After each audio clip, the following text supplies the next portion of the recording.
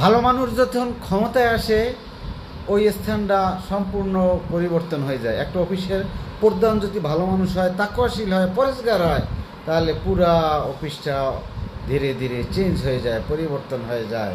একটা যদি ক্ষমতার কেন্দ্রবিন্দুতে তাকওয়াশীল, পরেজগার, মুত্তাকিন, সৎ, অনেস্ট একজন রাষ্ট্র ক্ষমতা, একজন রাষ্ট্রপ্রধান যদি অনেস্ট হয়, পুরা দেশ পরিবর্তন হওয়া শুরু করে। যেমন জিয়াউর রহমান ছিলেন 100-100 অনেস্ট, 100-100 অনেস্ট।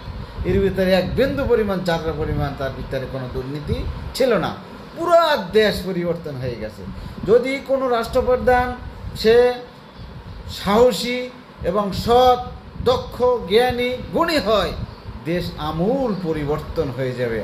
আমরা এরকম সৎ, যোগ্য নেতৃত্ব ক্ষমতায় বসানোর জন্য আমরা সবাই জনগণ চেষ্টা করি। কোনো দুর্নীতিবাজ, কোনো চাঁদাবাজ, কোনো সুদখোর, কোনো ঘুষখোর আমরা জনপ্রতিনিধি হিসেবে যেন আমরা নির্বাচন না করি, আমরা ভোট না দেই।